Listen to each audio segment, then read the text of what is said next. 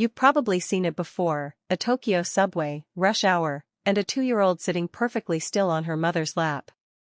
No screen. No snack bribe. No meltdown. Just calm. Meanwhile, 3 seats down, another parent is bargaining, pleading, sweating through a full-blown tantrum over a dropped toy. What's the difference? It's not luck. It's not a good baby. Japan consistently ranks among the top nations for early childhood emotional regulation, and researchers have spent decades trying to understand why. The answer isn't one secret trick, it's 7 small, repeatable habits, woven so deeply into daily life that most Japanese parents don't even realize they're doing something remarkable. By the end of this video, you'll know exactly what those habits are, and you'll be able to start using the first one tonight, before bedtime. Now, you might be thinking, this only works because of Japanese culture. My kid isn't raised that way, so it won't translate. Here's what's fascinating: child development researchers have found these habits aren't cultural magic at all. They're rooted in basic principles of nervous system regulation and attachment security, principles that work on any child, in any country, the moment a parent applies them consistently. Developmental psychologists, including researchers at Tokyo's Achinamazu University, who've spent years observing parent-child interactions in the home, point to one underlying idea that shapes almost everything: kansei kyoiku, or emotional cultivation. It's not a discipline system. It's not a chart with stickers. It's a quiet, ongoing practice of shaping a child's inner world before ever trying to shape their outer behavior. Once you understand kansei kyoiku, every one of these 7 habits starts to make sense, because they're not 7 separate tricks. They're 7 expressions of the same idea. Let's start with the first habit, the one that changes everything else downstream: teaching calm before teaching obedience. Most parents, without meaning to, do it backwards. The moment a child is upset, the instinct is to fix the behavior immediately. Stop crying. Use your words. Calm down right now. It sounds reasonable. It's also, according to attachment researchers, one of the most common ways parents accidentally teach children to fear their own emotions instead of understanding them. Japanese parenting flips the order. Before a child is ever asked to behave differently, they're taught to simply notice what they're feeling, through soft, narrated language.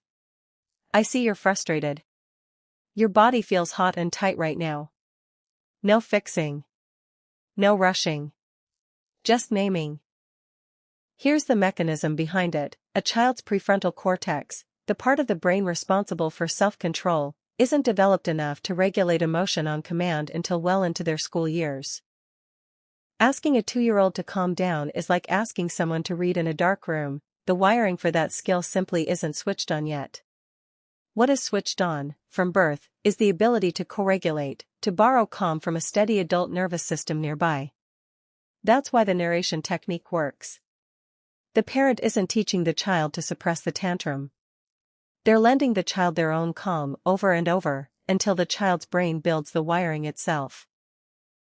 And here's the failure loop most parents fall into instead: demanding calm before it's biologically possible. It feels right in the moment. A firm stop crying often does produce silence, fast. But that silence isn't regulation. It's suppression. The child hasn't learned to process the feeling, they've learned the feeling itself is unacceptable. Over years, this is how you end up with teenagers who shut down instead of talking, or adults who can't name what they're feeling at all. The reframe to remember: you can't discipline a nervous system into calm, you can only model one until it copies you. The second habit builds directly on the first, giving small children real responsibility, far earlier than most Western parents would dare.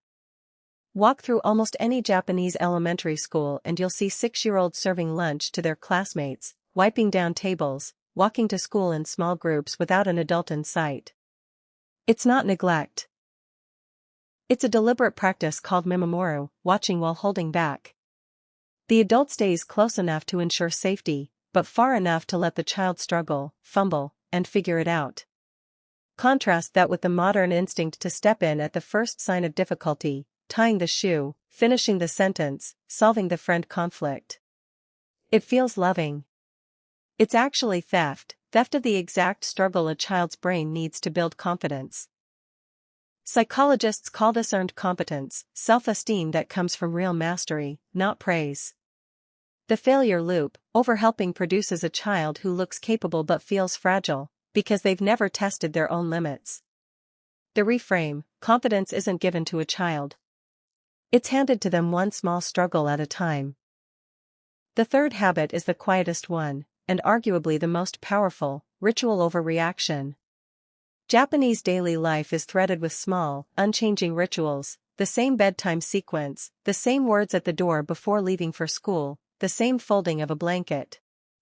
To an outsider, it looks like simple routine.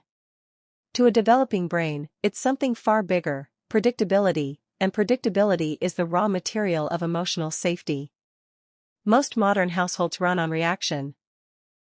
Parenting moment to moment, negotiating each bedtime, each meal, each transition fresh, depending on mood and energy levels. It feels flexible. It feels responsive. But to a child, an unpredictable environment reads as a mildly unsafe one, and a nervous system that never knows what's coming next stays quietly on alert, even when nothing is wrong. Rituals solve this without a single word of discipline. When a child knows exactly what happens after dinner, exactly what happens before lights out, their body relaxes into the sequence instead of resisting it. Neuroscientists studying early childhood stress responses have found that predictable routines measurably lower cortisol levels in young children, the same hormone spiked by fear and conflict. The failure loop is subtle. Parents drop rituals the moment life gets busy, assuming they're a nice to have rather than a need to have. But that's exactly when a child needs them most, because chaos outside the home makes predictability inside the home even more important, not less. The reframe to remember: a child doesn't feel safe because nothing goes wrong. They feel safe because they know what happens next. 3 habits. One thread running through all of them. Teaching calm before obedience. Giving real responsibility early. Building safety through ritual. None of this is locked behind a culture or a passport.